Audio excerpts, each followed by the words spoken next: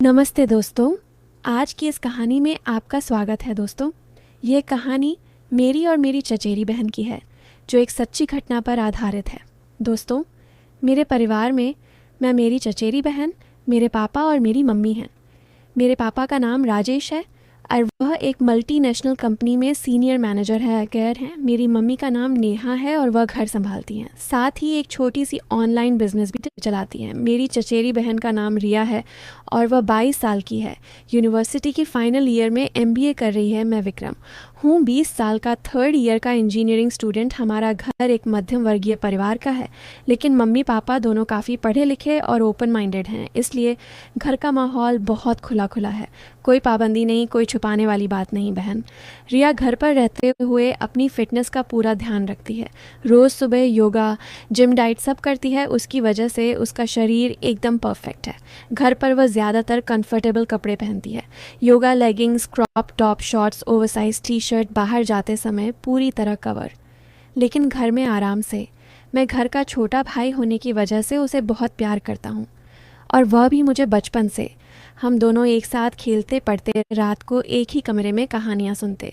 Papa mummy की वजह से हम दोनों में कभी कोई दूरी नहीं रही। तो दोस्तों, कहानी शुरू होती है उन गर्मियों की छुट्टियों से, जब मेरी परीक्षाएं ख़त्म हो चुकी थी। बहन का भी सेमेस्टर ख़त्म हो गया था। पापा को अचानक ऑफिशियल टूर मिल गया, 12 दिनों का सिंगापुर टूर। मम्मी भी उनके साथ जाने का प्लान बना लिया, क्योंकि बहुत सालों बाद दोनों अकेले घूमने जा रहे थे। उन्होंने हमें कहा, तुम दोनों घर संभाल लो, काम वाली आंटी आएगी, बिल देखो, खाना पीना ठीक रखो, हम 12 दिन बाद वापस आ जाएंगे। मैं अंदर से बहुत खुश हो गया। घर पर सिर्फ मैं और रिया, कितना मज़ा आएगा। रिया ने भी मुस्कुराते हुए हाँ कर दिया। हमने उन्हें एयरपोर्ट छोड़ा, उन्हें विदा किया और घर वापस आए। पहले 2 दिन तो बिल्कुल नॉर्मल गुजरे। सुबह उठते, नाश्ता करते, मैं अपने रूम में लैपटॉप पर गेम्स खेलता। रिया अपने रूम में नेटफ्लिक्स देखती या पढ़ाई करती। शाम को साथ बैठकर टीवी देखते, पिज़्ज़ा ऑर्डर करते, पुरानी यादें शेयर करते, रात को लेट तक बातें करते, उसके कॉलेज के लड़कों की, मेरे दोस्तों की, फ्यूचर प्लान्स की। सब कुछ वैसा ही जैसे बचपन में होता था। तीसरे दिन काम वाली आंटी की तबीयत ख़राब हो गई और वह 3 दिन की छुट्टी पर चली गई। अब सारे घर के काम रिया पर आ गए। वह सुबह से झाड़ू पोछा, बर्तन, कपड़े धोने में लग गई। मैं सोफे पर लेटा मोबाइल चला रहा था, तभी रिया मेरे रूम में आई। उसने उस दिन एक पिंक क्रॉप टॉप और ब्लैक योगा शॉर्ट्स पहने हुए थे। बाल खुले हुए, चेहरा हल्का पसीने से चमक रहा था। जैसे ही वह बेड के नीचे झाड़ू चलाने के लिए झुकी, उसकी कमर का हिस्सा थोड़ा दिख गया। मैंने देखा और नज़र हटा ली, लेकिन मन में एक अजीब सी गर्मी महसूस हुई। मैंने खुद से कहा, विक्रम, यह तेरी चचेरी बहन है, कंट्रोल कर। लेकिन नज़र बार बार जा रही थी।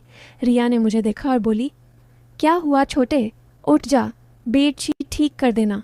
मैं उठा, मदद करने लगा, लेकिन मन में विचार चल रहे थे कि आज तक मैंने रिया को कभी इस नज़र से नहीं देखा था।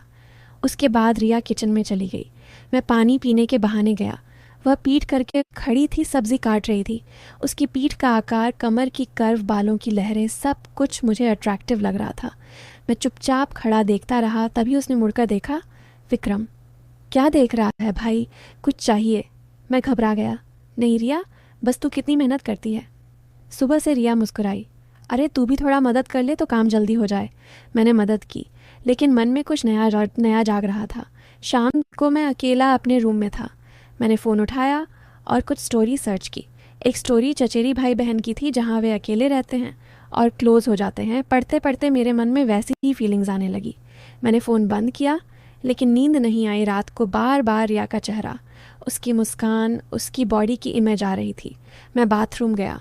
देर तक पानी के नीचे खड़ा सोचता रहा कि यह गलत है, वो मेरी चचेरी बहन है, लेकिन ख्याल कंट्रोल नहीं हो रहे थे। चौथे दिन सुबह रिया हॉल में योगा कर रही थी। मैं उठकर चाय बनाने गया, लेकिन दरवाजे से रुक गया। वह downward dog plank bridge pose में थी। उसका पूरा शरीर स्ट्रेच हो रहा था, पसीना चमक रहा था। मैं वहीं खड़ा हो गया और देखता रहा। रिया ने मुझे देख लिया। आजा यार, साथ योगा कर ले, अच्छी आदत पड़ जाएगी।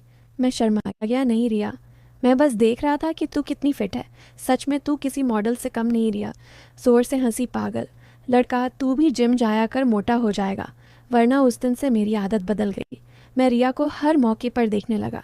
जब वह बाल संवारती, जब खाना बनाती, जब सोफे पर लेटी हुई फ़ोन चलाती, हर छोटी चीज़ मुझे आकर्षित करने लगी। रात को नींद नहीं आती। मैं सोचता अगर मैं कुछ ट्राई करूं तो क्या होगा, घर में सिर्फ हम दोनों हैं, कौन जानेगा। लेकिन दोस्तों, अगर आपको मेरे से बात करना है तो इस वीडियो को लाइक करो और चैनल को सब्सक्राइब करो। और हाँ दोस्तों, जो जो सब्सक्राइब करेगा उसे मैं अपना नंबर भेज दूंगा, तो जल्दी से सब्सक्राइब कर लो। 5वें दिन मैंने प्लान बनाया। शाम को बोला, रिया बहुत बोर हो रहा हूँ, कुछ मज़ेदार गेम खेलें। रिया बोली, हाँ चलो, ट्रुथ एंड डेयर खेलते हैं, लेकिन हल्का फुल्का रखना। हम हॉल में बैठ गए, लाइट्स थोड़ी डिम की, स्नैक्स रखे, म्यूज़िक ऑन किया। पहला राउंड मैंने पूछा, ट्रुथ या डेयर। रिया ट्रुथ। मैंने पूछा, कॉलेज में कोई क्रश है। रिया हंसकर बोली, हाँ एक लड़का है, लेकिन अभी सिर्फ बातें होती हैं। फिर रिया ने मुझसे पूछा, तूने कभी किसी लड़की को किस किया। मैंने ही दूसरा राउंड रिया डेयर। मैंने कहा, मुझे एक टाइट हग दे 2 मिनट तक। रिया, आई हग किया। मैंने उसे कसकर पकड़ा। उसकी खुशबू, गर्मी, उसकी सांसें, सब कुछ मुझे पागल कर रहा था। रिया ने कहा, बस हो गया तीसरा राउंड में ट्रुथ। रिया ने पूछा, तेरे लिए सबसे अट्रैक्टिव लड़की कौन है। मैंने कहा, कोई ऐसी जो तेरे जैसी दिखे। रिया हंसी, पागल। चौथा राउंड मैंने रिया से डेयर मांगा, अपना एक बटन खोल और मुझे दिखा। रिया शर्मा गई लेकिन हल्का खोला।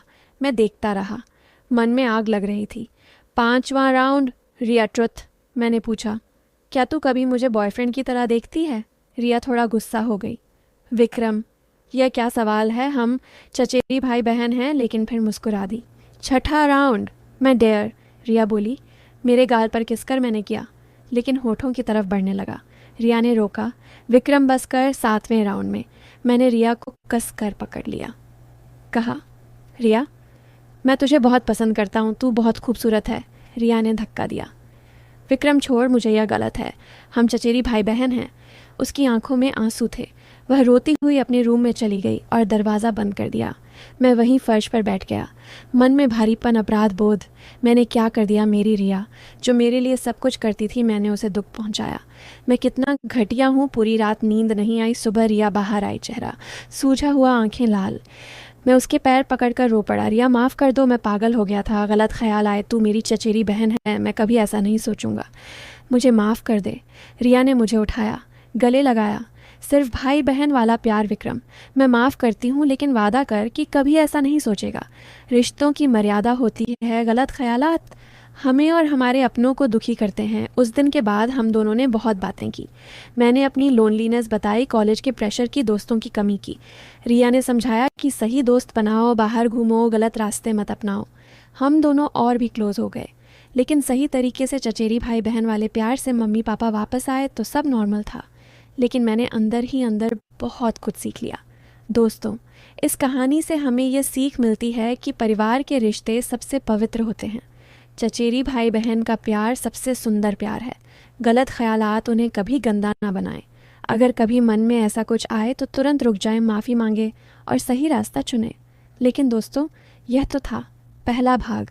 अब पार्ट 2 में देखिए, जब रिया कुछ और राज खोलती है तो क्या होगा, हमारा रिश्ता आगे कैसे बढ़ेगा।